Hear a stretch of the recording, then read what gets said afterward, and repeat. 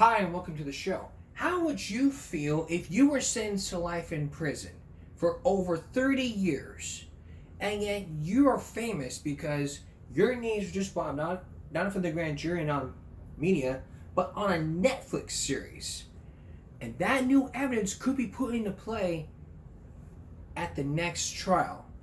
Well, 30 years ago, Lyle and Eric Menendez were both charged for killing their own parents.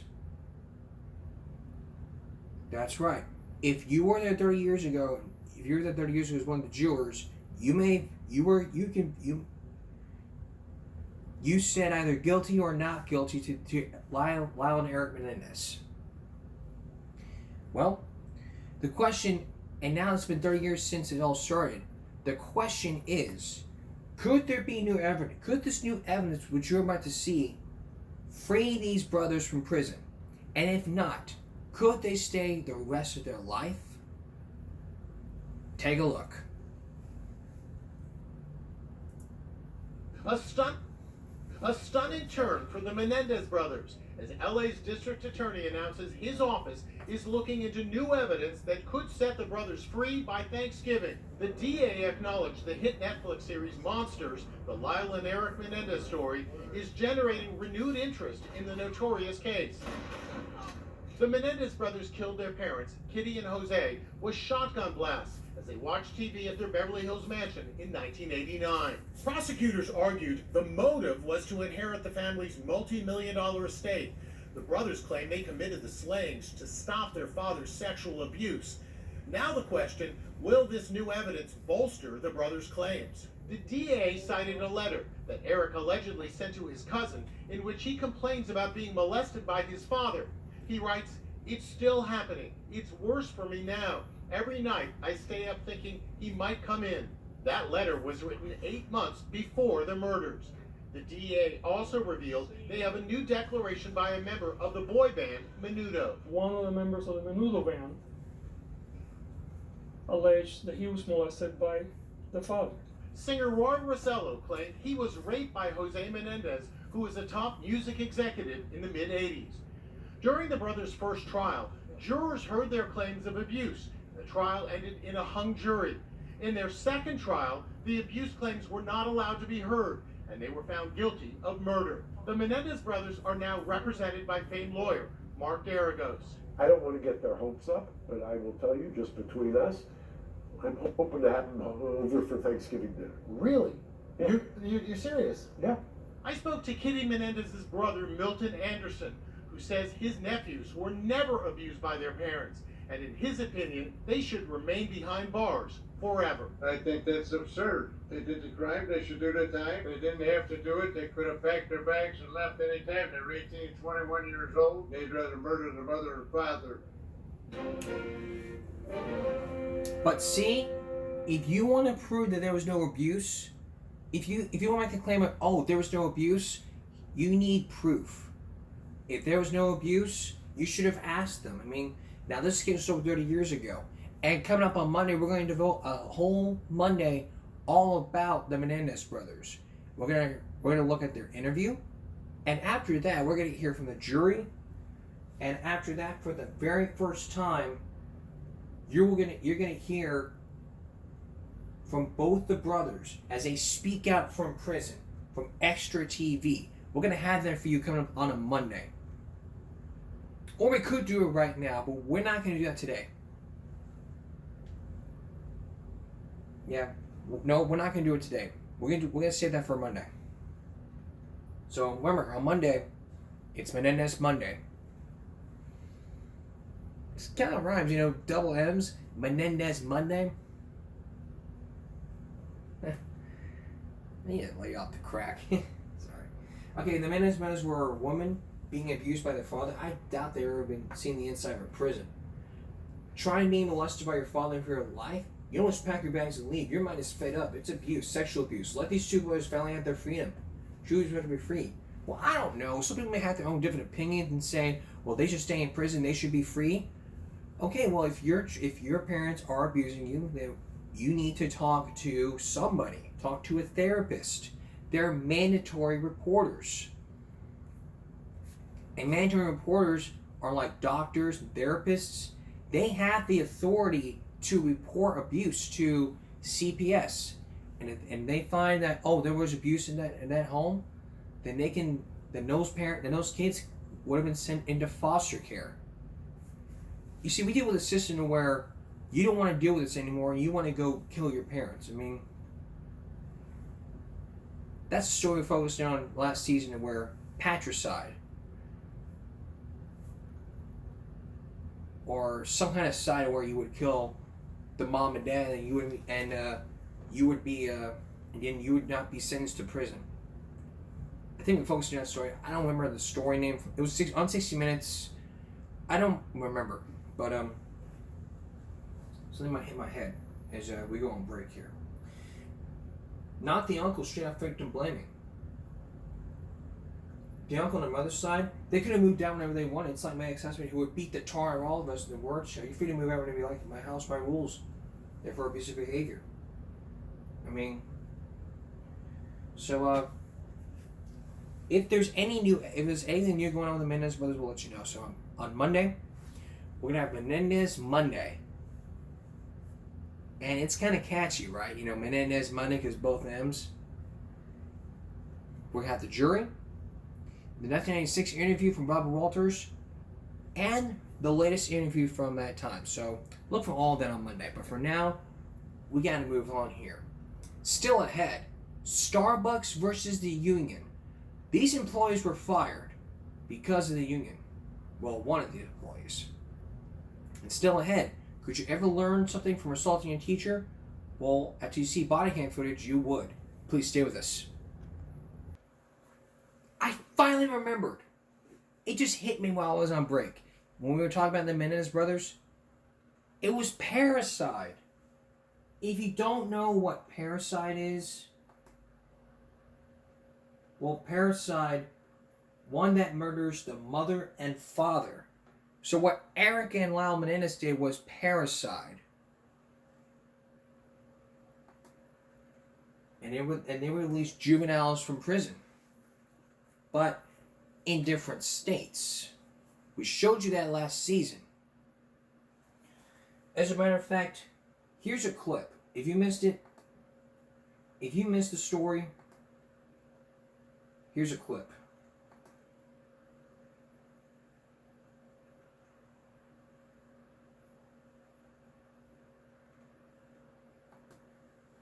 If you missed the story, here's the clip. Only when she went on trial at the Smith County Courthouse for murder of other vitamins.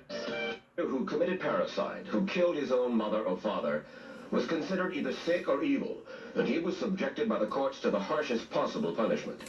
But in places where you'd least expect it, kids who kill their parents are suddenly gaining new sympathy from friends, from neighbors, even from the criminal justice system itself.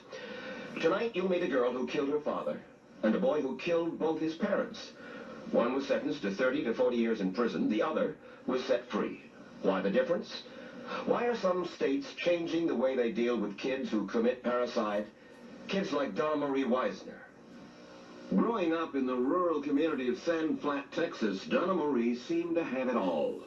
Honor student, volunteer. Okay, this is in Texas. In Texas, if you commit parricide, you can be free from prison.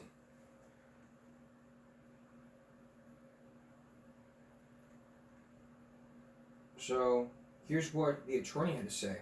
To handcuff her to a chair for his own amusement, that he sexually molested her, and that he used branches from a backyard tree to beat his daughter into unconsciousness. Her mother sat outside the room while this happened. Father had locked the door and took the child into the room, beat her with these switches, broke two of them, and finally finished with the third one. This child suffered bruising, blood marks, whelps on her back from that. She was not taken to the hospital. She was not treated by a physician. She was not referred to the social services. The police were not called. Johnston says he had never encountered this kind of case before, so he turned to this man, Paul Monis, probably the only lawyer in the country who does nothing but defend children who have killed one or both of their parents. Over the past 10 years, Monis has helped defend 100 Donna Maries. And when he's not in court, he lectures other lawyers and advocates for abused children on how to defend such clients. And he's written a book on children who kill. Children, he says, who are striking back after years of physical, mental, and sexual abuse. These kids who killed their parents represent the most dramatic case of the problem of child abuse, the worst case of child abuse. In fact, child abuse, Mike, is really a nice term compared to the cases that I see. These kids are literally tortured by their parents. They're not Tortured by their tortured. parents. Oh yes, tortured. Explain. Children who are not just once Earlier, the jury would not only had taken from Glenn White, but the jury heard trapped. When Donna Marie went on trial for murder, the jury heard all about the constant beatings that she and the other members of her family had taken from Glenn Weisner. But if she had killed him a year earlier, the jury would not have been able to hear that evidence. Just months before the trial began, Texas became the first state in the nation to allow a child accused of murder to introduce evidence of family violence as a defense.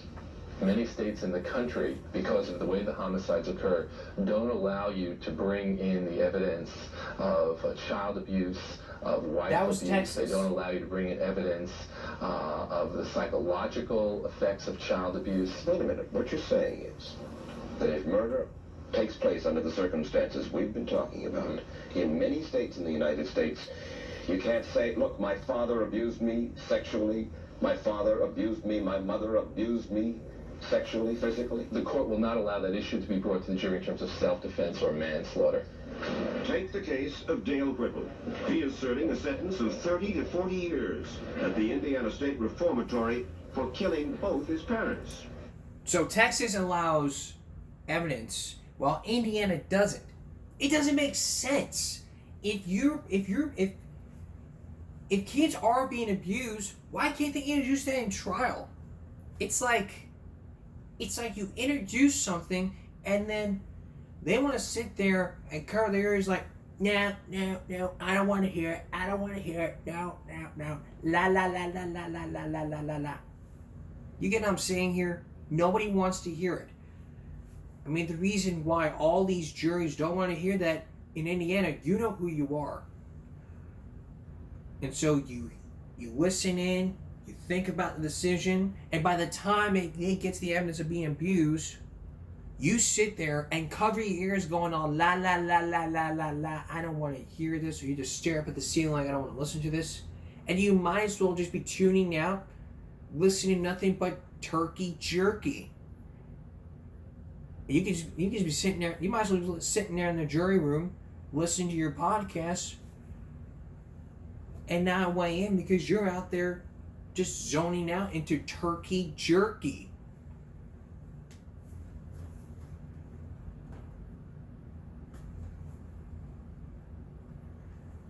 You know what I'm saying here? You have to listen in. If you don't allow these cases of abuse to be introduced into court, then basically it's like, we don't want to touch that with a 5-foot pole. Well, you need to. If you don't know how to, if you don't allow these evidence to be put into play here, then maybe everybody can understand, like, be in their shoes like, oh, I've been in this, my father abused me, my mama beat my ass, my dad sexually abused me, he beat me with a switch, so I had to kill him. Okay, but what about Lionel and Eric Menendez's case? Where did the murder take place?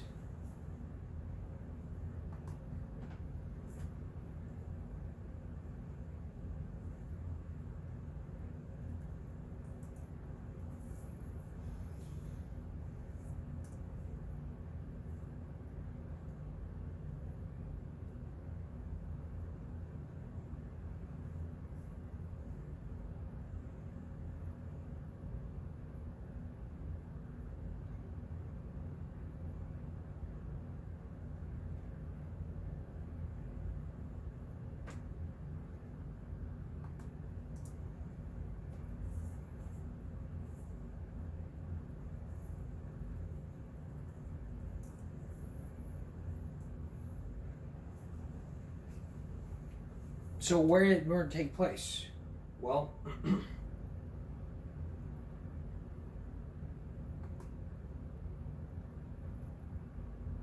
Beverly Hills. In Beverly Hills, so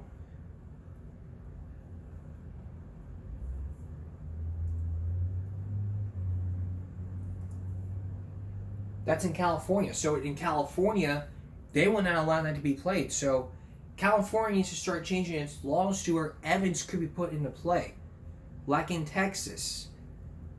And then they want to sit there and say, well, we don't want to plagiarize Texas. Okay, well that's like Whataburger plagiarizing chili cheeseburgers from Wiener Schnitzel. Yeah, you ever had the chili cheeseburger from Whataburger? You might know what I'm talking about. They put chili, 2 slices of cheese, 2 pieces of meat, or 1 piece of meat, mustard, and onions. That's how the chili cheeseburger is made. I mean, you can't plagiarize this. So, seriously though, things have got to change, and juries need to listen in, because if they were in their shoes, oh, I remember, if they can listen in, and if the jurors would listen in and say, yeah, I was in those shoes, and if the attorneys would sit there and say, this is worth listening to. You have a conscience. Use it. If you don't use the conscience, maybe you should be a lawyer. You should not be a lawyer at all. You ought to be finding a good job where you can listen in, like a better job. I'm not actually saying it. All I'm saying is, do better. Do better. Like in Texas, do better. You attorneys out there, you need to do better. You need to do better. Up next, would you ever learn a lesson from a 14-year-old after assaulting a teacher? Can you imagine being 14 years old after assaulting a teacher and getting a tough lesson? Well, the body cam footage you'll see after this break could really get you understanding why it's inappropriate to assault a teacher. Don't go away. By the way, I forgot to mention, all the stuff that I said, we're going to repeat that on Monday. Just so to let you know. Switching gears now. As a 14-year-old, could you ever get a hard lesson after assaulting a teacher? Last year at school, this 14-year-old got a tough lesson. The body cam footage which you're about to see could even picture you as a teacher. If you're a 14-year-old and you assaulted a teacher, you might get a tough lesson in being charged as an adult without being sent to the juvenile justice system. And teachers, if you're in the teacher's shoes, you might meet. You maybe get a hard lesson here. You may just understand why you get to defend yourself. I mean, not really, though. I mean, you do have the authority to tell them to write a referral out saying he assaulted me, this, that, the third. And teachers do have the right to press charges if they so desire to do so. Let's take a look at this body cam footage which happened back in April of last year. On April 24th, 2023, officers were called to a high school regarding a teenager who pushed his teacher after she confiscated his phone during a test. I'm sorry, I was don't worry about it. down over my kids. That's okay. Have a seat. Have a seat. So what's going on? What happened? He arrived late, like every day. Who is he? Freddy. Okay. Freddy, Okay. They're arrived late with no pass. I have asked the class to have their cell phones away because we were testing. Okay. Their guys, I told me what to see. He sit down, I gave him his exam, and 1-2 minutes later he was on their phone. So he comes in late. You already have a test going, I'm assuming. You tell him where to sit. You give him The exam. the exam. And then a minute late, he was like this. Okay. He was distracted and I told him, what are you doing? And then he was on his cell phone. Okay. I have taken another cell phone from another student. So I grabbed both cell phones and I was gonna put them on my student, on my desk drawer. You took both cell phones, one from him and another student? Okay. And then I told them, come and get them after 7 period. Okay. And then when I was bending down, closing the, like this, I was bending down, closing the drawer, he comes, and then pushed me, and then I was trying to like stop him. So you're bending down? Yeah, I was like this. I was like this. Oh, okay. So he comes, Mm-hmm. and then pushed me. Where do you push you at? Like on your arm? Yes, yeah, it hurts me. And then I was trying to stop him, and then he just grabbed the drawer, and then grabbed the cell phone, and then he told me, I don't play with the shit. And then he just got up, grabbed his backpack and left. And that was after class started. Was there anybody else in there when it happened? Everybody was there. Everybody was in it? Okay. He pushed me and he hit me on my, I would say, arm. Okay. Pushed you right there. Did you fall over? No, because I grabbed myself from the, he pushed me hard. Okay. So you go to put the cell phones in the door, correct? Or lock the door. And then that's when he comes up. Did he say anything at all? Before he pushed you? Back and then say no, and then just get up. And that was right after you took the cell phone, so it was almost all like immediately. Okay. And he should not be putting his hands on you. What were you thinking when this was happening? What was going through your mind? I was taking it on my class. I was so much. Or when he pushed you? What? I got it out of guard because I didn't expect that. And what did you tell him after that happened? What did you say? Nothing. So he just reached in the door, grabbed his phone, and walked out of class. Does Greg and him know where he's at right now or no? No. Okay. Yeah. Did you tell him anything after he pushed you, or was that just he just pushed you, grabbed the phone, walks out, he doesn't say anything, you don't say nothing? No, he said, I don't play with his Oh, shit. you don't play, okay. Yeah, he told me that. I don't play with his shit. And you said every student in there saw it, right? Everybody saw it. Did anybody say anything at all? Everybody stayed sitting there? Okay. Are there marks on your arms? No, nobody hurts me on the... It hurts on your arm. Do you want medical attention? No. Are you sure? Yeah. Okay. I'm gonna take photos real quick of your arm, okay? Overall, and then a photo of your arm when you push you, okay? So just have you stand up against the wall right here. I just wanna make sure I got it straight. He goes to class late, your class already started, you're doing an exam. He doesn't have a pass, nothing. He goes in, you tell him where to sit, you give him his exam. He's sitting there, and you look down, not even a minute later, and he's on his phone, looking at his phone, like below the desk, right? Kind of like trying to hide it or something. Him and other students, you go up to him, you take both of their phones. Did he tell you anything at that time? No, I told him, give me your cell phone, and he gave it to me. Right? Okay, so he didn't argue with you or fight with you about that. You told him you can get it back after 7th period. Okay. And then when Did he say anything when that happened? Yeah, but I don't remember. Like, Okay, it was that's like fine. Mumbling, He mumbled? Okay. No, like when I told him come and get it from 7th period, he was like upset. Okay, he got upset. That's what upset him was the 7th period. So then you go back to your desk, and he pretty much follows you immediately. You're squatting down, gonna put the phones, unlocking the door so you can put the phones in there. Trying to lock. Or to lock it, okay. So I'm bending down, trying to find a key, and then trying to do it, and then he just come and push me. So I grabbed myself and I tried to stop him, and he hit me. And Where did he hit you at? Here. Or that was the push, or did he punch you? I don't know. So that's why I'm confused, because It's because I don't remember. I was like sitting down and he just come and pushed me back. At the moment I didn't feel anything. I started feeling pain after he left when I started like realizing what was happening. Okay. But I was doing this. So he come and grab me and I do this, trying to close the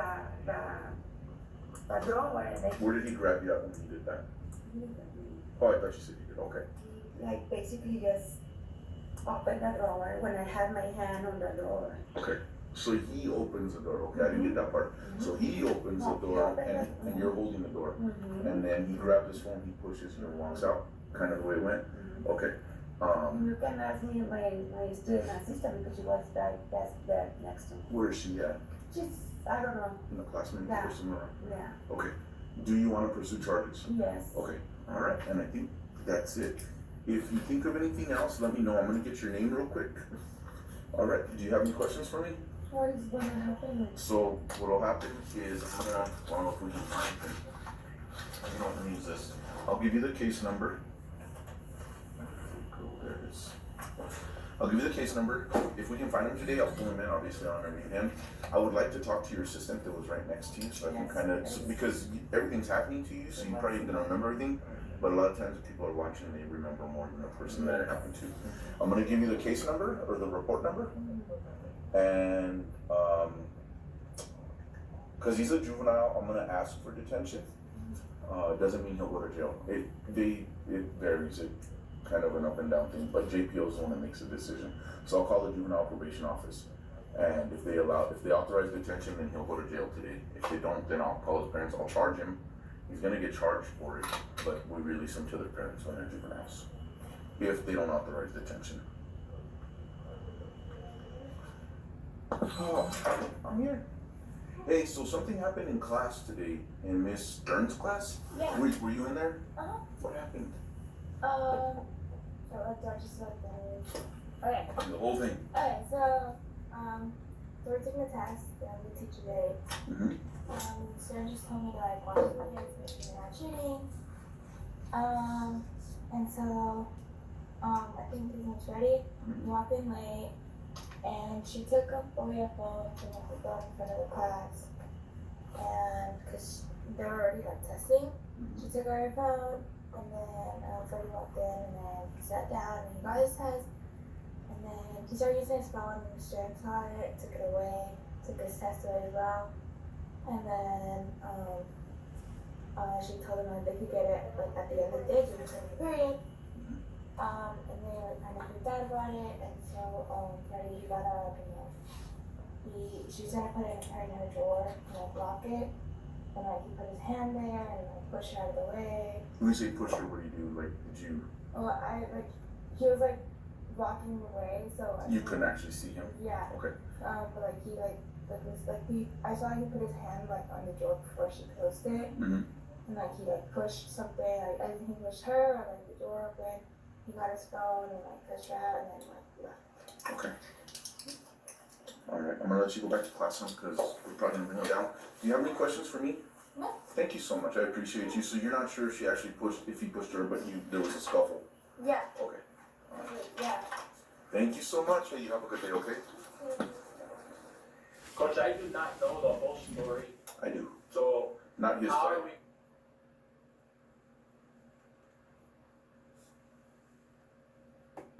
Okay.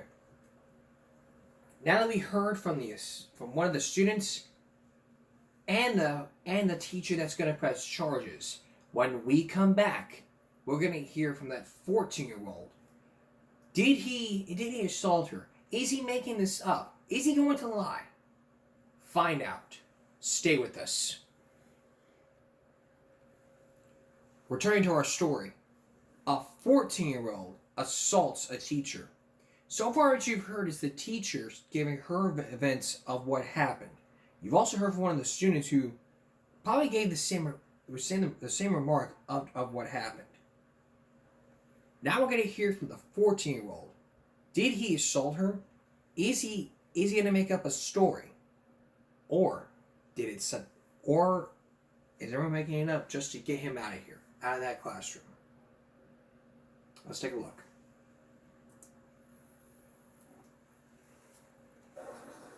Coach, I do not know the whole story. I do. So Not his how side. are we gonna deal with this? Do I deal with it? You gonna tell me? Do you want to get involved? How? No, I'm involved. Yeah. Most definitely I'm involved.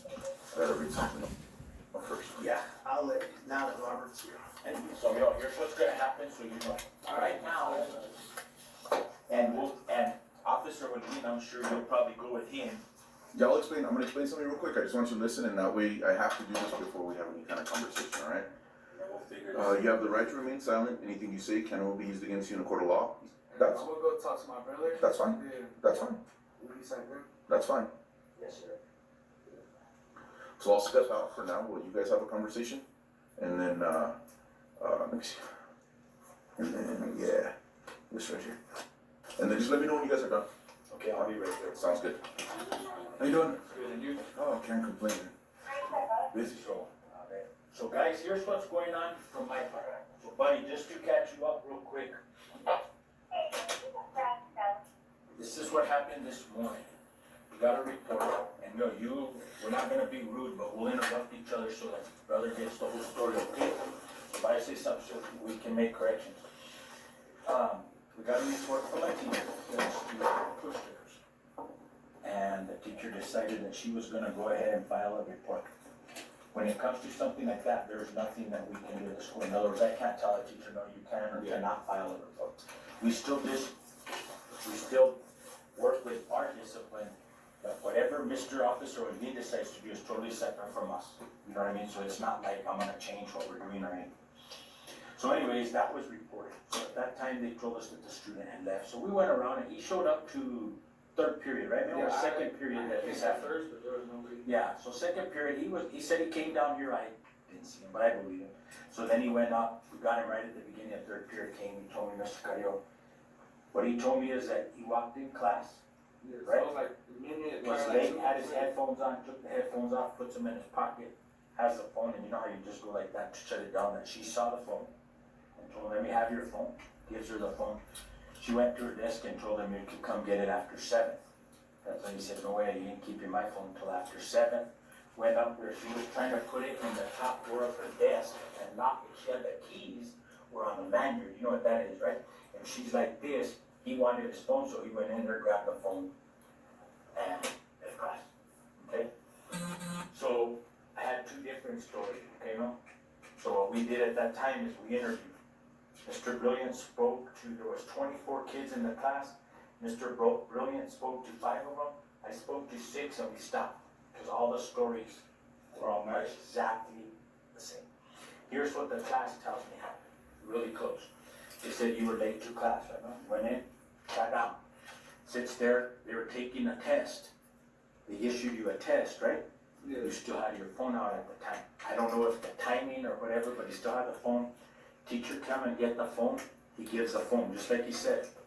She's walking up to the front of the class. The teacher says, you guys can come get it 7th period, I'll lock them up. He got upset. Said, no. On the way up there, he said, nah, nigga. Hey, I did not say that. That's what I did not say that. Just telling you what the class said, you know? I didn't talk to them. Didn't call the teacher that. No, But you had made the comment, you walk up, and that when the teacher was there, he didn't push her, didn't do none of that, but when they were there, he took it in there. They had no beating his shoulders. Yeah, so, you know, I'm telling you that please know, it's not Mr. Carrillo saying, you lying, or the teacher, I didn't know. That's what the kids are saying. So it's like a shoulder check, you know what I mean? No, here's a rule that's in Tango, and I told your brother this, bro. Me and you talk pretty good, you think so? She told me, as soon as she took your phone, what should you do? Come tell you? Yeah, Mr. Carrillo, the teacher took my phone for the whole day. And then I deal with it. You understand what I mean? And I'll take care of it for you, but you can't take it upon yourself to control, even if you don't agree with a rule here, you can't just say, okay, I'm friendly, I'm changing that rule. You know, it don't work like that. I don't agree with this rule. Should I be able to wear my hat? Yeah, why not? How does this hurt if I'm wearing my hat, bro? But the school says we can't. I forget when you guys walked in, I had my dang hat on. You understand what I mean? And I'm always telling kids, hey, pull out. There's rules we don't like. Speeding, I love to fly. There's a police officer. And my wife has a BMW, brother. I love to go down the, when I go to Albuquerque, I'm going 90, 95. Right about that car, bro. But if I get a ticket, what do? Pay for it. I pay for it. I'm not gonna sit there and debate it. But what I'm trying to say is, I'm not trying to pay. I swear I didn't even touch her. Maybe if I did touch her, it was probably like a little rub on my arm. But I know for a fact I didn't touch her because I would have felt it, and I knew. And I know better to touch a teacher because that's a whole different. That's a whole different scenario. Yes, sir. So, Mil, here's what you have to understand, that it's not one kid who's telling us. A lot. They all have the same story. Didn't push her. Nobody said that you went up. You know how you do like a shoulder check when you don't like something. Not that, but you still went in and trying to get that phone. You bumped her and she moved off to the side. Listen, look, to keep it real, look, I was kind of on the side, like, when my body, like, because you know how our desk is, like, square or whatever? I was kind of like, well, half my body on this side and that side. How am I going to, if she was over here with her whole body, how am I even going to have my whole body and hit her? You know? My body was not even all the way up. What they're telling you, yeah. I had them explain it. Right, stand up. Now, here's what they're saying. She was squatted down like this, trying to lock that, right? And then when you came in, turn sideways to get the phone, you know, can't force your way. I didn't do that. That felt like you went over me. Like I would have felt this. I would have felt that. No, I did not do that. So now I have to go by what I know. That's the statements of all the students. You understand that? Again, you know, like I said this morning, wasn't that I didn't believe you, or I did believe you. Same thing with a teacher. I didn't just take her word over you. So I hope at least you respect that part. We spoke, I got witnesses. We got a bunch of them, and all the stories matching. You understand that? I don't think it's as bad as she has made it out, in my opinion, to be. But you know, when that happens, come see us. That's what we're here for. You can't take that upon yourself. It just doesn't work that way. You understand that? You are being suspended for inappropriate use of language and for inappropriate physical contact. You cannot do that stuff. But that carries a 3 to 5 day suspension. I cut it down to 3 days.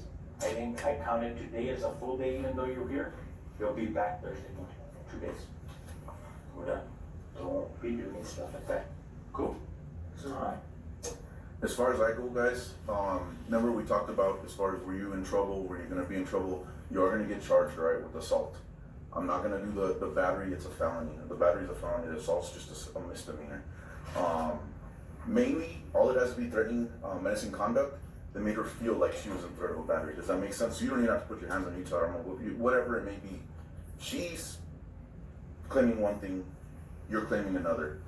Certain, you know, X amount of people saying, this did happen, I'm not going to hit you with a battery.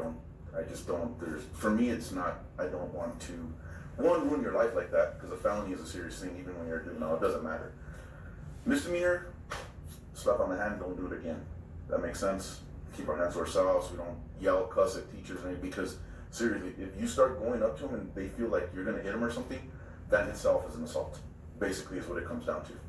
So if somebody feels like they're in threat of a battery, like somebody's going to hit them, that's an assault. So that's what I'm charging you with, okay? Do you have any questions for me on that? No. So he's gonna get a juvenile class 3. Kids they don't work the same as adults. Now, had I gone with battery, I would have called JPO and requested detention because we have to, because it is a felony. Whether or not they would have, that's up to them. You would have gone to the DC, and in 2 or 3 days, you would have gone down, your brother would have picked you up. Well, I don't wanna do that. I don't wanna do that to you, okay? You're too young.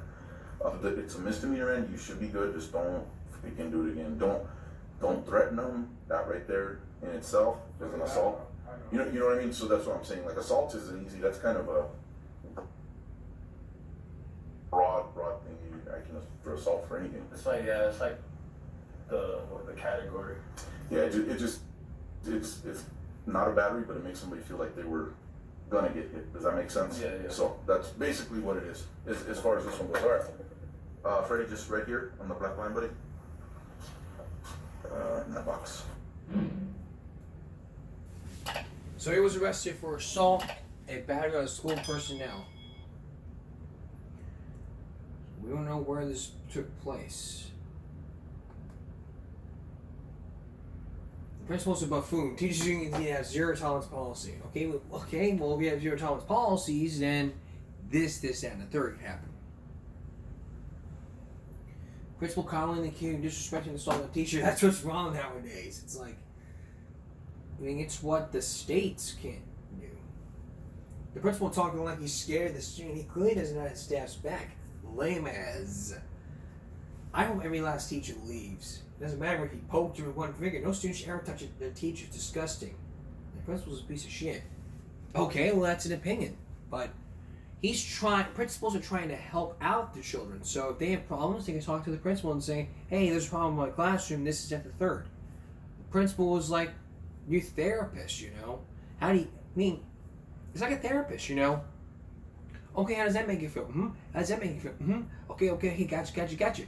Come back next week and we'll talk about it. But the principal is like, okay, well, tell me what happened. It's like you go on a talk show, okay? Our first guest is this person. Tell me what happened and why you're here. Okay? How does that make you feel? But for schools, it's like, the people may not agree with the rules. It's like, okay, I could wear a hat to school and I wouldn't get in trouble, right? Wrong. I'll be asked to take off the hat. So I'm walking into class, I'm walking around with the hat, and they say, excuse me, sir, take your hat off, please. Alright. I take off the hat. Now imagine if I were to put this back on in the next class, take off the hat, and I would say, no. And then all the other thing, and then I'd be asking, why do I take off the hat? So then it'd be like, because it's a rule. Why is it a rule? It's at third. Then we go into the whole escapade, like, oh, you chase me, just be answering. Well, the whole reason for hats being banned is because it's a distraction to the educational process. Hats on low, can see their eyes. It's at third. You probably get the picture here. Alright. Coming up next, it's Starbucks versus the union. An employee is being fired for having earbuds on, while another employee is getting fired. It's the case of just fired for stupid reasons. So we got Starbucks versus unions, and fired for and harassing, and fired for and being fired after being harassed. Stay with us. We'll be right back. Welcome back. If you've ever worked at Starbucks before, this next segment is basically for you. If you're one of the employees that started a union in a different state, the Starbucks union, and you were fired for that, then maybe this story will help you out here. First, we got a 19-year-old from last year, and this is from the More Perfect Union YouTube channel, and they got a bunch of playlists all about the Starbucks thing. We're going to focus in on the two parts to one person that was being fired. It was where she was in tears, and another instance where she was in earbuds. Her name was Lila Dalton. She was being aggressively disciplined by a manager in Phoenix, Arizona. She was fired 2 years ago. She was fired after multiple complaints have surfaced for her job performance. Basically, like on their phone, texting, this is at the third. Well, the video which you're about to see could raise questions like, is this aggressive harassment?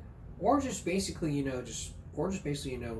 something needs to be raised some common sense about. Well, you would be the judge. You'd be the judge right here. Take a look at this. And I also am going to ask that you put your phone down because it's not okay to be on your phone during this. I'll just tell my mom what was happening.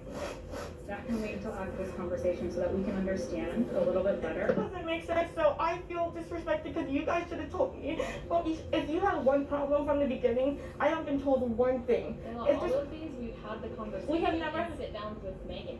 We never had a conversation about a no call, no show. We never did. I would like you to bring up. I had that conversation with you. I have the text messages in my phone. We talked about a no call, no show, and then we talked about the night before my training shift.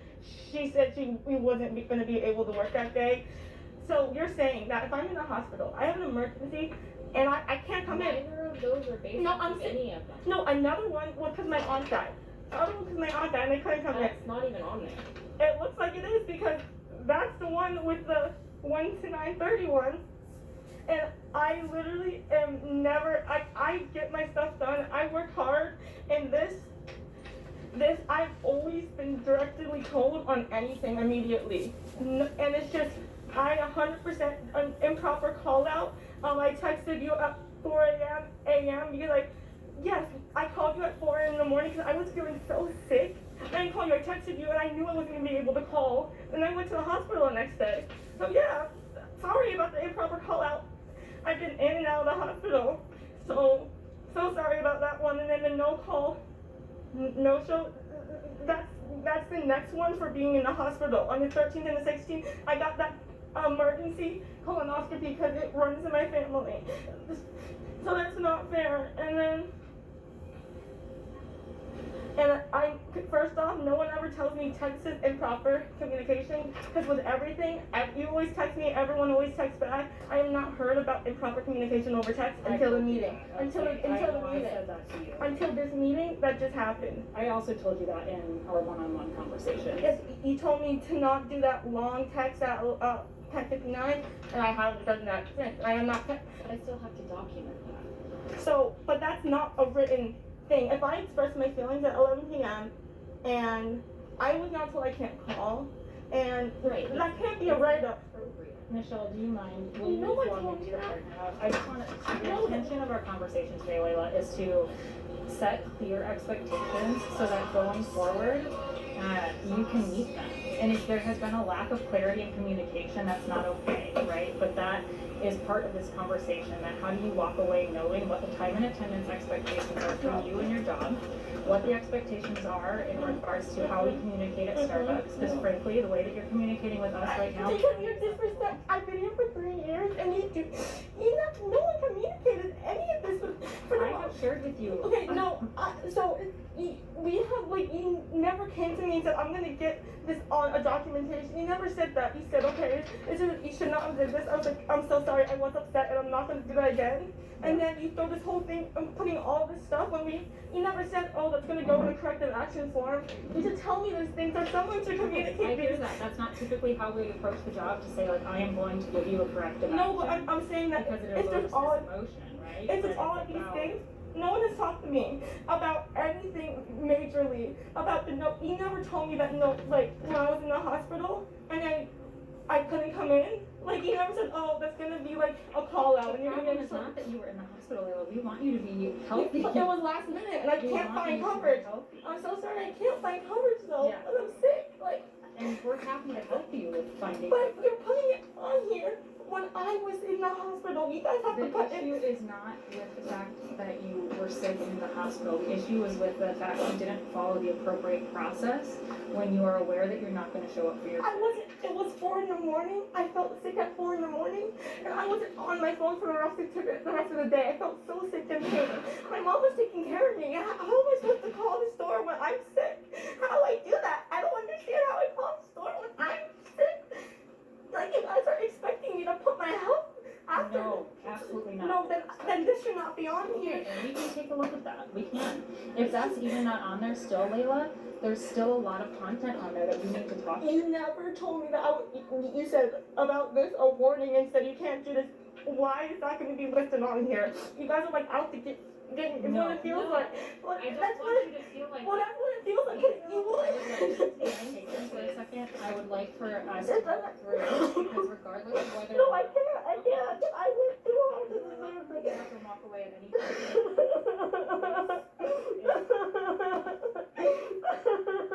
I don't do anything to there's way too many people that call. You need a minute? No. You need a beverage?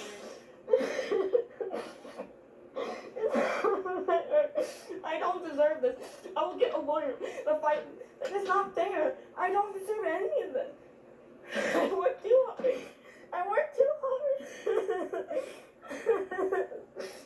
You just throw this out. You guys should have communicated something.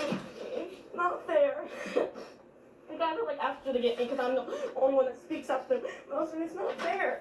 Yeah. It's not. How much I appreciate that you've spoken. I don't deserve this. I don't deserve this. You please take your don't deserve this. When you never, no one says that's a write-up thing. You told me that's an inappropriate thing to text me, and then you tell me that. No one told me that that's the thing you get written up for. Like, that's not fair. And that's what I want to try to show you, is that it is in the partner guide that you were issued upon hire at Starbucks. The time and attendance policy is in there, as well as how we communicate at Starbucks is also in there. Yes. And you can see it on that document, the page number, where you can find both of those things, right? And you told me this, and then I never did it again. Right, but it was still something that happened, and so we still have to hold you accountable to But that's- I would hold any other partner accountable to that too. Okay, but that wouldn't be something you write someone up for. It's not because you left credit cards all over the floor and you would get written up for that. I'm looking into that, and I've already shared that. So I just don't with my understand. leader. And I have a picture too, so it's just like I don't understand how I do something so little, but then something like money, that's such a I know that I know that you brought this concern to me on Friday. it's just I work so hard and I don't deserve I this. want you to take a second and just listen that I am addressing it. I have already reached out to my partner resources leader and my leader, Stasia, and our partner and asset protection leader to figure out what next steps are, because I have never encountered that in the past, so I don't know what is consistent. Well, I'll send you the pictures. So again, I am not going to make these decisions in a silo. The one time I was late, I'm never late. So you're gonna, it's like I'm never. These are all documentations of things that have happened. It's not an individual write-up for each thing. It's just one piece of thing we can talk about. But then, no, this is a write-up. I don't deserve a write-up. I don't deserve anything on my record. This is a written warning. There's no record. All that happens It's with this a right. It goes in the thing. Can I tell you I'm never gonna get it. all that happens with this piece of paper is it goes in a file box. And as long as there's no continued concerns around time and attendance, how we communicate at Starbucks, and problem solving in your shift supervisor role, then nothing changes. Nothing. I demanded that a shift was covered. No, I did not demand. This sounds so wrong. Around 3 p.m. I called you 3 times. Yeah, I came in to a 2-person floor, and then I come out and I realize Sophia's not there. There's only 2 people on the floor, and I'm trying to help and get food. It's really hard to call and do that while I'm getting food and drive-through orders. And I never demanded. I asked you, I said, can you please? So the word using demanded, you know how bad that makes me feel? I would never demand anything from that word out. We can no, but it's just the words you do. I deserve more respect. I deserve to be, but these are not, this is not right for a 3-year partner that puts in everything to the store. I love this Starbucks. I love this, and the type of words, the type of language you're using, when all I do is express my emotions. I just want the best. So I don't appreciate that. I demanded, you know how, that's the way you do it. It's not fair.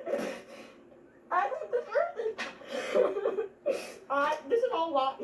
I demanded, you know, I'm a nice person. I never would demand anything. So what's this demand? It was a poor word choice. We can change it. It's clearly how someone feels. We just like to put what word would help you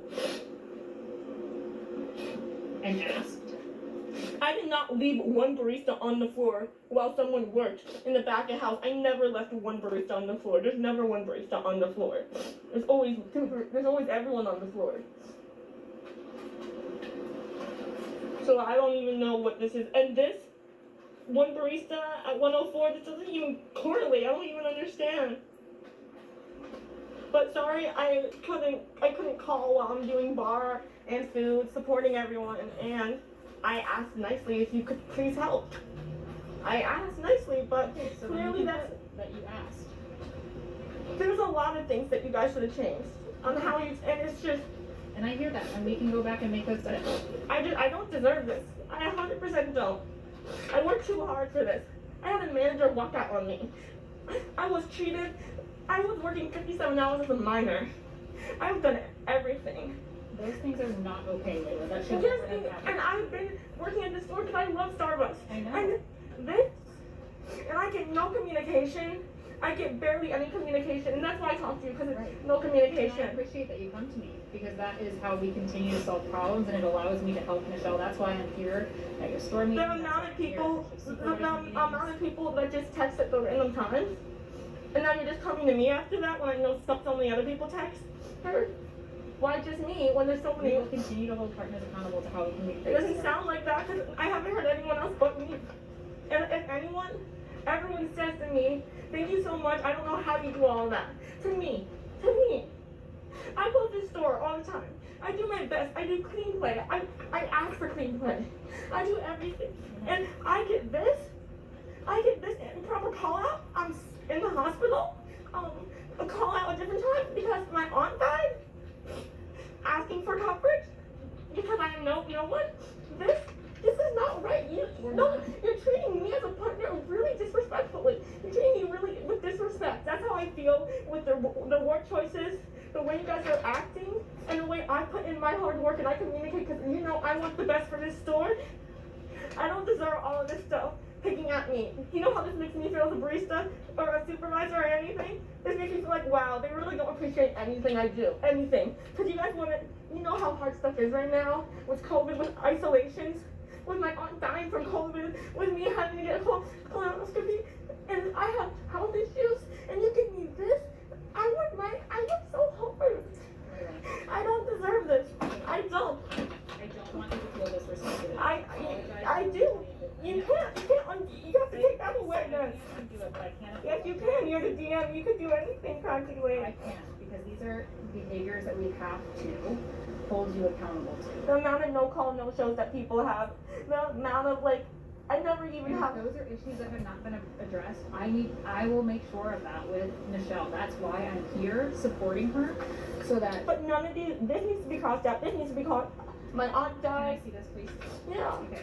This is not fair. The first bullet point, right? Layla has failed to fully meet performance expectations of the shift supervisor position, specifically time and attendance policy on page 27. So I want to review that with you so that we can make sure that when we walk away today, I'm always here on time. That there's no questions about the time and attendance policy. Okay? I'm never late, so I'm never ever late.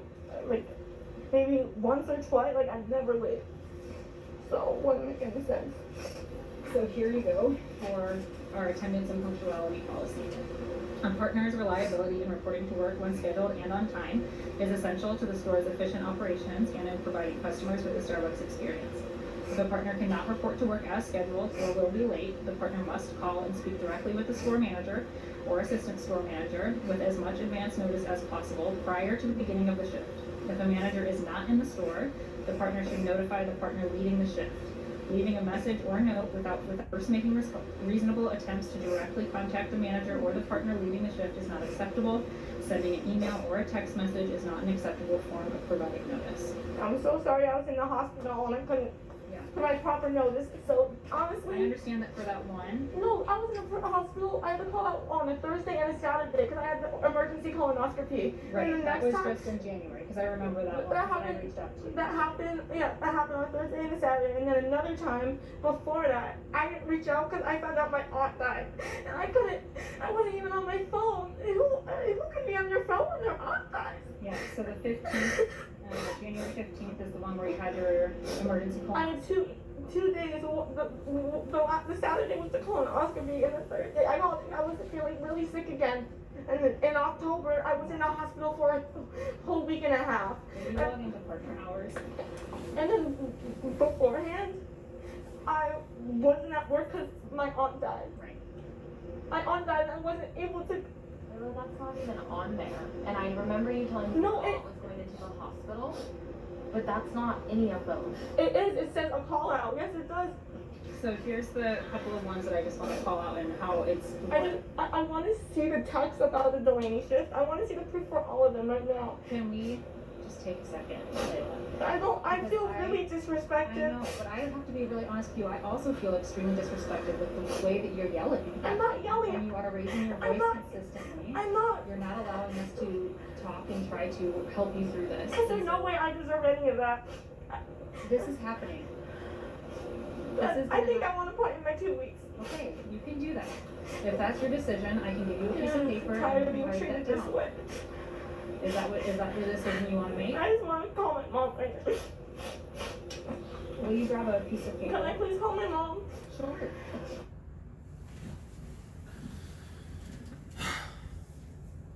I believe that, here's what I think.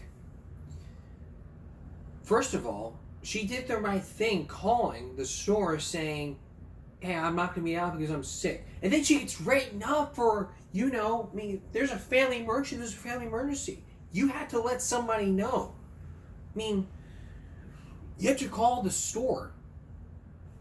You have to call the store using an application, text message. That is not a form of communication. You call the store, and if they don't call, you call again. You call again.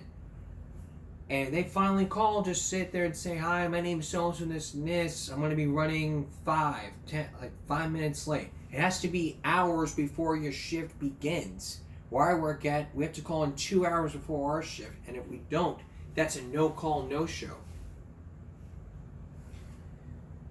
But she was upset because she had a hospital. She had an medical emergency, like a colonoscopy. That was that. And a family emergency. Those should not have been documented. And if she hadn't called in saying, this is at the third, look, she was voicing her concerns. And if she was raising her voice, that's not the way to do so. You're trying to communicate with them saying, okay, this is the way it should be. Okay, I'm here. I understand there's some issues that need to be worked on. I understand there's some issues that something's wrong. I want to sit down with y'all. I want to talk this out. I want you and me to figure out how can we work together to make sure this does not happen again. And if you feel like you're being very disrespected, you can talk to them and say, excuse me, the way you're talking to me, I feel I'm being very disrespected. And if they say that, they can say, hey, I'm very sorry. And for you raising your voice, you need to apologize and say, hey, I'm very sorry for raising my voice at y'all. Employers that know you're in a hospital, it's like this. I'm realistic. Are you okay? You're still coming to work, right? If you're in a hospital, you need to take time off. You can't just be sitting there in a hospital bed and they expect you to come into work the next day. You're still in the hospital. Never feel sorry for the company because the company will never feel sorry for you. She's been there 3 years, management probably wants to get rid of her. Fresh hires and minimum wage. This person right here is an ex-store manager. As an ex-store manager, this breaks my heart. I see myself here so much. I had just pulled a 15-hour day the day before setting up a Christmas promo to be in less than 5 hours later supporting the launch of that morning. After this was all done, my district manager called, informed me that he was running me up for partners having overdue training after setting a deadline for the coming Monday. I told him that I was done after this. I also had learned that my pop had cancer that day. Inconsistent disrespectful management continues to destroy Starbucks workers. And here's another one. From Miss Ray, 42691. The fact that management made it seem like texting was a super form of communication in other aspects of talking to employees, but her being sick in the hospital is unacceptable. It's such bullshit. Companies shouldn't be able to treat employees. They give all their store like this. It sounds like this store is lucky to have a member or staff so dedicated to the success of their business. From the other video I watched with this young woman, it might just be Starbucks, but this should not be condoned or acceptable. And for the tweet I just read, Starbucks has fired her. Such bullshit all the way around the company. I'm glad I've not spent any money at Starbucks in a long time. Half the planet calls out sick just because a person calls out to go to the hospital. Then you have this write-up, great example of adding insult to injury. This is a young person emotionally distraught over her health, the loss of her family, member due to COVID, grieving, and blindsided by the write-up. She's young. She needs better coaching for sure. And yeah, you can threaten saying, well, if you're not going to help me out with this, I'm going to go hire a lawyer and sue your ass. That's what's happening. You have the right to raise your voice and say, you can stand up for yourself, stand up for other people. And you can throw other people in the bus and say, well, I see this person's doing this thing, that, and the third. And no one does anything. If you feel like they're not doing anything to help you out, then you can threaten them with a lawyer. Just say, if I find out you're not helping me out here, I will get a lawyer and I will sue your ass. Just like that. You say it like that, then maybe then they'll be scared shitless and say, whoa, we don't want a lawsuit here. We want to help you through this. And here's another one. This was from the same person. trying to help them out. This was over earbuds. Take a look at this. I'd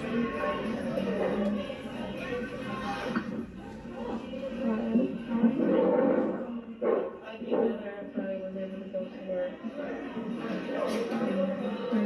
I was excited to go work with my friends again. Yeah, for sure. You'll be able to do that after our conversation. Are you clocked in? Yes. Okay, awesome. Is this where you want to have the conversation? Okay, great. So we're here today to talk about a continued performance issue that's been happening at the store. Specifically, what we're going to talk about is wearing your earphones or AirPods repeatedly after several coaching conversations from the show. Oh yeah, I haven't worn them. I only had one conversation with her. Okay, so I have on March 2nd, March 7th, and March 8th. Shift supervisor Layla Dalton was wearing her AirPods, wireless earphones, while on the clock and working a shift on the floor. Are you gonna give Ava and Tyler a write-up? Have you given them a write-up yet? We will do it. Because they've been doing it way before me. Okay. So Thank you for bringing that to our attention. I'm not throwing them under the bus. It's just that Tyler's been doing it since over a year ago. Okay. Thank you for bringing that to our attention. We'll look into it and we'll take action from there. I would like to just have a respectful conversation about what happened with you. I don't want to answer anything. I'm not asking any questions. Okay, well, I'm just not going to say anything or sign anything without a lawyer. Okay. I'm very, very, very, very appalled that you're attacking me again because of my race, obviously, because you haven't just developed because I'm black, and it's really, really sad that you guys are doing this to me, and it's sad that, you guys don't care about us. You guys are cold-hearted, and it really hurts. And I don't want to sign anything, and I heard what you said, so I don't know why we have to talk about this when I know what the conversation will be about, and I understand what you're saying, and I'm not going to wear AirPods, and I did that twice, and we had one conversation, I took it off, and didn't think I was going to get written up for that after so many other people wear them since the store started. So the fact that I'm getting the first write-up, that's discrimination. Over your nose, please. That's discrimination. All the way up over your nose. That's discrimination. Thank you. I'm so sorry that you feel that No, way. you're not sorry. That's not our intention, and that's definitely not my intention. I can't talk to you guys. I can't work the rest of today. I need to go home. Okay. I gotta go home now. Okay. I can't work today. You can do that. Okay, I can't work today.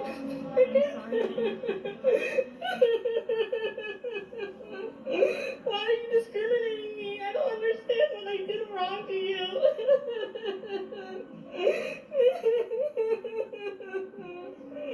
It's all because I'm black. I don't understand.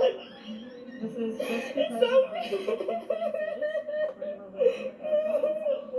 take them out and then continue to wear them on different days. No, After different days. conversations with your store manager, No. you continue to wear them on 3-2, 3-7, and 3-8, No. which poses That's a lie. a safety risk. It's a food safety risk. Where is Tyler's right up before mine? Why is mine right up We before will Tyler's? address those things. No, why is mine before Tyler's? It's because I'm black. You're not giving Tyler's. You've talked to Tyler about this many times. Now they're on a LOA.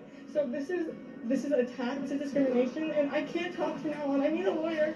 I need a lawyer right now. This has nothing to do with that. I need to call my mom right now. You can do Okay, if this was about the earbuds, okay, well, she was told not to. Which is okay.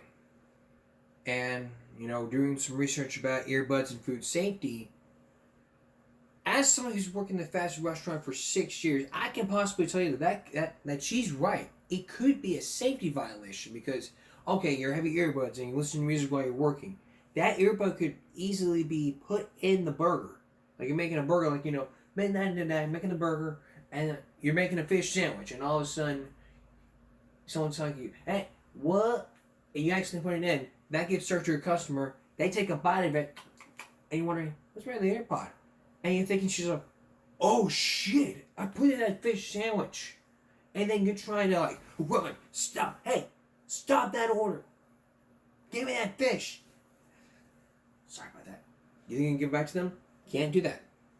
That's a state-to-go violation, and the customer that served you that fish, that you served that fish, they can put in a complaint with the health department, and then come over here and be like, well, there was one of your employees who said third.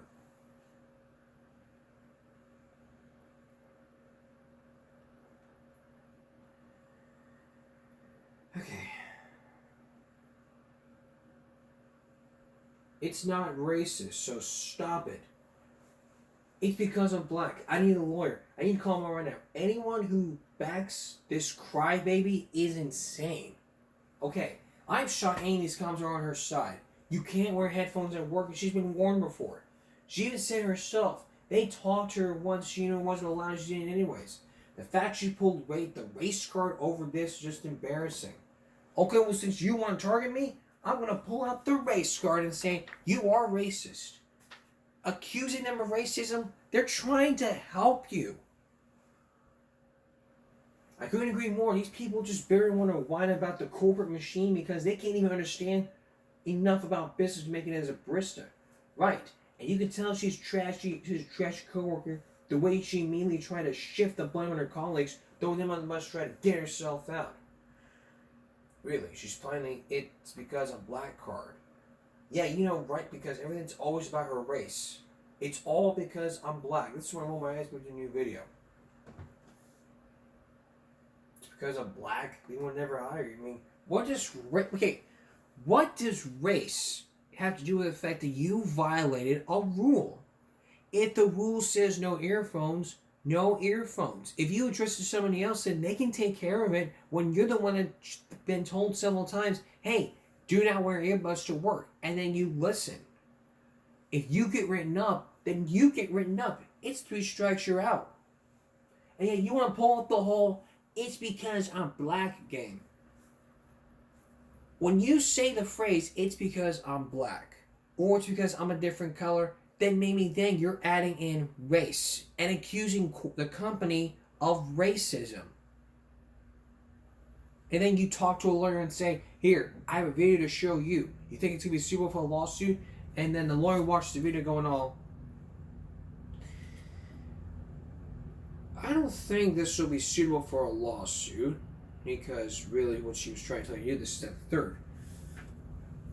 I mean, the EEOC could even look at this and go, okay, I'm sorry, but what plan you guys work? No one should have to tell her not to wear earbuds at work unless you are a lunch break away from customers and or performing job duties.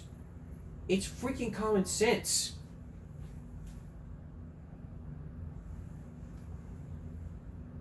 Yes, it's common sense. Then because she gets in trouble for this, she has to play the race card.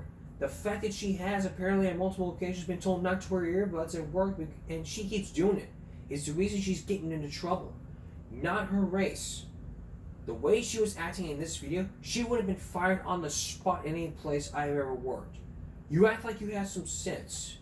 There is common sense being raised. If you want to wear your earbuds, you wait until your lunch break. If you don't get a lunch break, well, tough luck. Wait till after your shift. The only time you're able to use your earbuds or AirPods or electronic devices before your shift, during your lunch break. The only time you can use your phone is 4 times. Before your shift, during your lunch break, after your shift, or if it's an emergency or something important. For this one right here, if it's something important, you need to let your supervisor know beforehand. If you need to make an important phone call, you need to talk to your supervisor beforehand. Before you do that, you need to find somebody that will cover your station. If you do so, then just ask, hey, can you watch my station real quick? I gotta go ask someone if I can make an important phone call. And then you ask when, hey, can I make an important phone call real quick to this person right here? It'll only take like a couple minutes.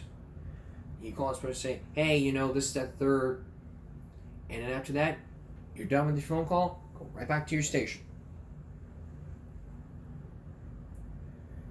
Damn, it sucks when you do something you're not supposed to do and then face the consequences of your actions. Whoa. It's like the Yu-Gi-Oh! Trading card. I dropped the race card! Go! Attack this person! It's like Yu-Gi-Oh! All over again. It's a fake crime. You broke the rule. Deal with it. Get over it. I mean, everybody's a victim. But in this case, who's the victim here? The person who broke the rules.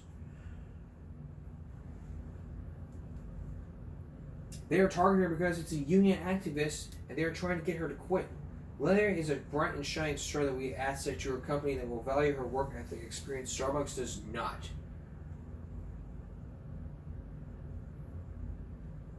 Here's another example. I'm going to play you a portion of this. This was a 12-minute video.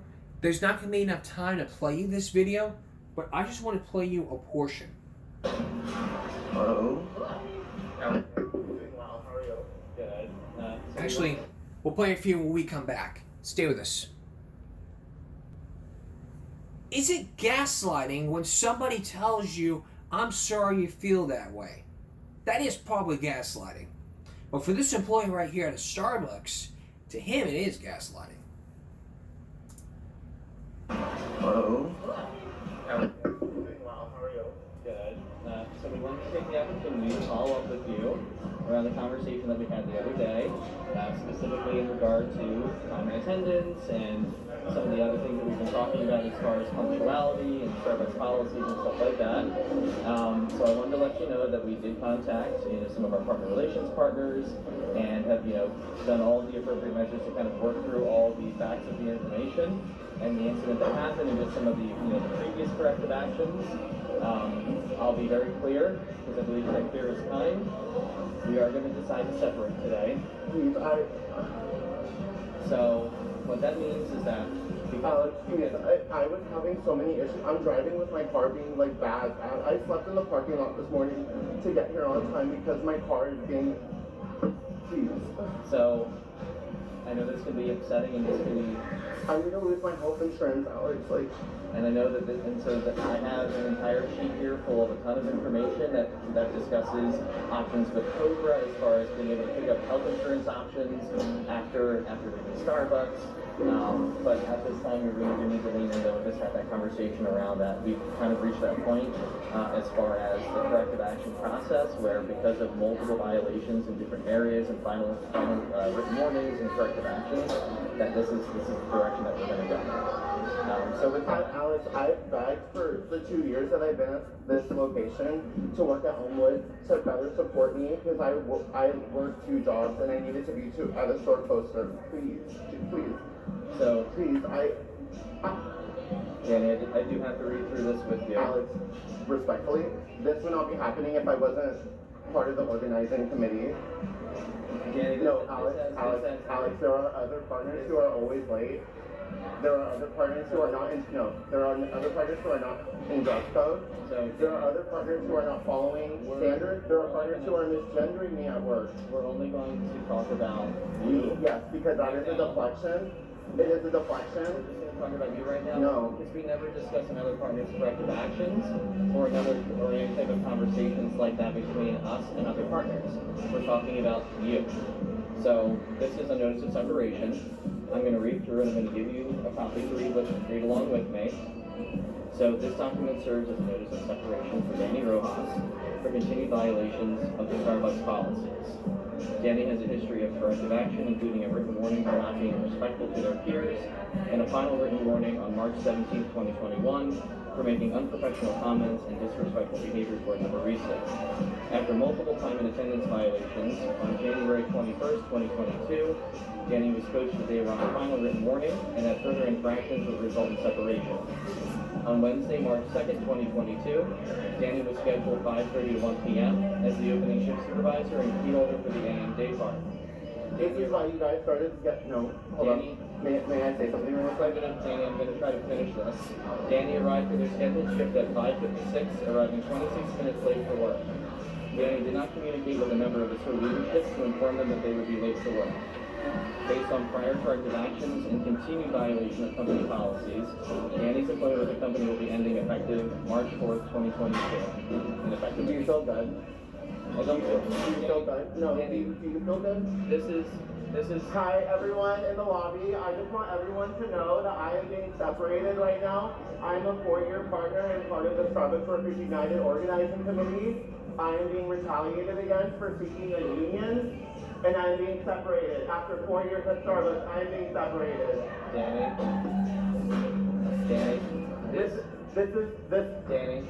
this conversation. Is this, no. This doesn't make anyone feel good to have this conversation. This is a. It probably makes you feel good that you could get promoted to district manager now because you got to fire somebody. Did that make you feel good? That's not a part of anything. It is. This is purely us having this conversation with you because we're at that point now because the policies have not been followed and because we've been in violation of multiple policies and on a routine basis with time and attendance, that this is where the conversation has landed. I had 3 people down today, none of which have called out 2 hours before their shift. One called out 5 minutes before the shift started. And any infractions against the time and attendance policy with other partners, y'all have gotten, no, Starbucks has gotten me every single time I've ever slipped up. Ever. Ever. No, there was never any sort of grace. I was put on a final literally a year ago. And I've made so much growth and change since then, and I'm literally fighting for my life to stay alive. Like, literally, please don't do this. Danny, this is something where we have to do what's right for the partner experience, for you, and for the other partners in this building. And I will agree that this is right for me, because this company and the way that it's heading, I don't need to be part of this. I will be okay. I have my college degree. That's why I came to Starbucks. I have my communications degree. I will be great after this. And whatever is gonna happen, like with Starbucks, it's between like you guys and your own moral compass. But like you as a leader here, you don't know. There are things that you're doing that I have reported to partner resources that you are not living in our missions and values. So Danny, this is purely a conversation with you about behaviors and actions that have been taken and have not been taken. It's not about discussing anybody else's work performance or violation of or against the Starbucks workplace policies.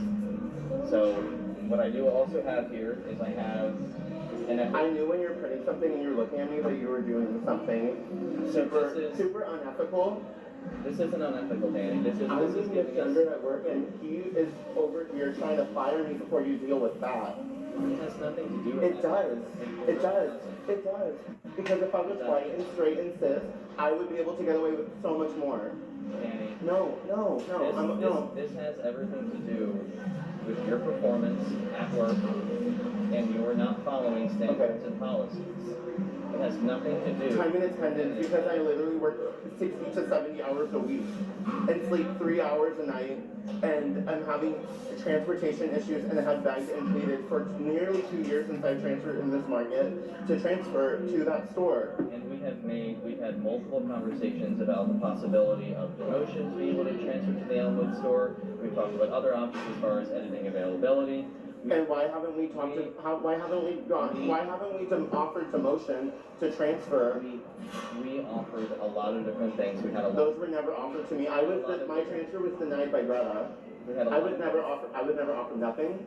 So don't say that because you're gaslighting me, and I'm not going to allow that. No, because Hey, so at a certain point. Where we're at now is I just want us to have a respectful conversation. No, because I'm not being treated with dignity and respect and any sort of transparency or communicating through the lens of humanity. This is you guys trying to collect your bonuses or, oh, let's fire them because we're organizing a union. But guess what? There's 100 stores organizing. There's other dozens of corporations around the country organizing. And this has nothing to do with this specific partner because the movement's already created and Hannah cut so much labor today and we were already getting call-offs. You guys are telling me that we're overscheduled and I'm literally running around like a crazy person fighting for my breath to work today. And you should have separated me in the beginning of my shift. Why let me work throughout this whole day? Yesterday was your last day and you really came to separate me? Danny, this is the conversation that we're having now. In this moment. Can I appeal this? You can. So this all has the information that you'll need, okay? Yes. So I need Roxanne's number right now. Because I sat down with her and she said if anything like this happens because of the union drive to contact her because she doesn't want anyone to be returned. It does though. Oh my god, but it so does because if it didn't, if I wasn't wearing a pin and I wasn't vocal about it, I think we should just kind of separate out here, and I think what you should know is we respect every partner's right, okay? Yes. So this is the information we have today. There is going to be contact information on there where you can call numbers that you would like to if you have any questions about it. You also are able to do your LIRA. You will have that for up to 18 months. And you still have the FSC compliance phone number, so anything that you would like to follow up with them, you absolutely can. You have that right. And then anything that you have questions on is going to be in here too. Yes. So I think that what we should Where's do... Greta? Why isn't our GM part of this? Greta's currently not in market. Until when? She's dealing with a family health situation, so it is pretty serious. So she did step away. So that's why she's not here. I didn't know that. Yeah. And so the whole you being contact Tracy, I was told on Thursday that Greta would be back on Monday.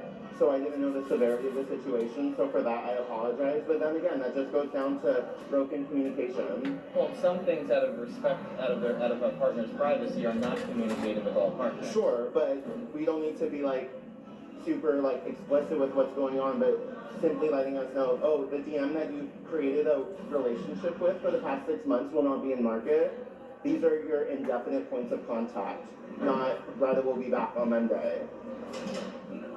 And that all that information is on the poster hanging back by the schedule as far as making the right call. Tracy's contact information, Amy's contact information, Hannah's, Mallory's, Allison's. He's hooking up with Amy, by the way. Just so you know. And Partner Resources already knows. So is there anything else you need from me? This is everything, Danny. Well, thank you. And if you can, we just want to create a system for us to hold. I'm not signing that. Okay, that's fine. I'm not signing it. If we can get your store key back from you, that's going to just be the main thing. I have to go back home and get it, and I'll bring it back. Should I stay on the clock for that? Okay. So I think we can figure out something for that. Yeah. Here are the shift keys currently. My store key was left at home because I wasn't the opener, so that was not something I anticipated needing because I didn't think it would be my last day at Starbucks.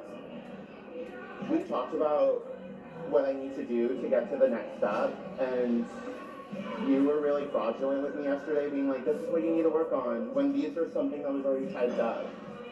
And I asked you that question as a test to see if you had any sort of morale or integrity, and you don't. This corporation, probably that's gaslighting 101. Sorry you feel that way. It's not about how I feel. It's about what's matter of fact. And yes, I'll struggle with money until I find another job. But this ultimately is probably what's best for me. Long term. Because this is not the company I signed on to work for in 2018. The quality is suffering, and the management quality is suffering, and the partner pair is non-existent. So is there anything else you guys need from me? There's not. Do you have your things in the back? Yeah. I can walk back there with you. I really don't need that. I would, yeah, because let's not pretend like you can. Thank you. Bye. Not realizing there's a camera right there. Okay, gaslighting. Well, some things are respected and our partner's privacy are not committed with all partners. Also, I'm firing you in the lobby in front of everybody. Communication. Well, some things out of respect, out of a partner's privacy, are not communicated with all partners. Sure, but we don't need to be super explicit with what's going on, but simply letting. We probably went on what it's like. Okay. Bottom line is, if you're going to try and organize a business, you better have your ducks in a row. Corporations are going to be looking for a reason to fire you. Don't make it easy on them. Danny harassed multiple coworkers, got them fired being harassed, so I have no sympathy for Danny. Also for I'm all for unions. But in this case of a bad employee, a bad person being fired for being a bad employee, a bad person, please let's just take this video now. I'm fired because I'm pro-union. I'm fired because I'm being misgendered. I'm fired because I couldn't get transferred. I'm fired because you want to be district manager. I mean, it's too immature. Of course, you try to use the race and gay cards. So we have one person who used the race card, and then we have another person who used the gay and race cards. So if this was Yu-Gi-Oh, then maybe if this was Yu-Gi-Oh, then maybe then it'll be a duel. You know, blacks, gays, and gays versus Starbucks. Who's gonna win? Probably nobody. Do you feel good about yourself today? It's Billy Melvin situation. Being 30 minutes late to work and not calling in is a verbal offense. So, let's pretend like you don't care. This was excellent. If I was right, straight, and cis, I would be able to get away with so much more. Spoken like a true problematic employee and a lead of that. I wanted any sexual harassment victims, and even though Starbucks corporate has an ulterior motives for firing him, the multiple final written warnings for sexual harassment, verbal abuse got them to this point. Please don't fire me as I sit here almost in tears. You know what? I don't care. I'll have your job. Is this guy bipolar or something? We don't know. The fact that this guy posted about the second made him look good. He brags about his degree commissions. He never wants to take responsibility for his own fessed up for ethic. He should be angry that he wasted his money and time on a degree in communications. Obviously, he never learned a single useful thing about talking to others. The fired employee forgot something. Starbucks hired him to be an employee, not a preacher. Okay? If you're going to start union to be a modern employee, don't be a pain in the ass like this guy. Guys like this make unions look stupid. The female called him disrespectful. If someone disagrees, that's not disrespectful. They're doing this in front of the house. That's being disrespectful. Their timing is bad. She should have let him on. Good, he didn't sign. Let him fire unemployment. This is at the third. Pro-union. That's what it's all about. Wasn't any more proper place to do this? Dude, I bike and walk in the snow. Not a community, a walking joke. Alright. This was all this. These 3 videos were leaked by these people. And so, what is that going to tell you? Well, the victims in these cases are just crying because they're targeted. So if they're accusing them of racism, there's not any proof that they're being targeted because they're black or gay. For crying out loud. You did something wrong. You're going to get disciplined for it. Disciplinary action is taken. It's 3 strikes, you're out. Hey, I worked at McDonald's for 6 years and never ever have gotten written up. Never. You know how many times I ever got written up at McDonald's? 0 times. If there's stuff that needs to be worked on, I can try my best to rework on some things that need to be worked on. You know? If I need something wrong, that's alright, and I'm going to be corrected for it. So, that leads you to believe that something's wrong. So, what do you do about it? You don't cry about it and post it on social media. You work out your problems, and if these are problems that need to be addressed, you can talk to your supervisor. They're there for you. Don't go venting this on social media and saying, well, these people didn't do this, that, and the third. It doesn't matter. Talk to your supervisor. No buts. No excuses. If you feel like that the supervisor is treating you unfairly, you can talk to the district manager and they will take care of it. They're their boss. That's all for this edition of Give Me a Break Saturday going to Sunday. We'll see you again for Menendez Monday. For all of us here at YouTube, man, give me a break. Stop bullying and speak up. Concentration, not strength. No jaywalking. And no crying over spilled milk. Or crying over the fact that you're being targeted because of your race or you're gay. Good night.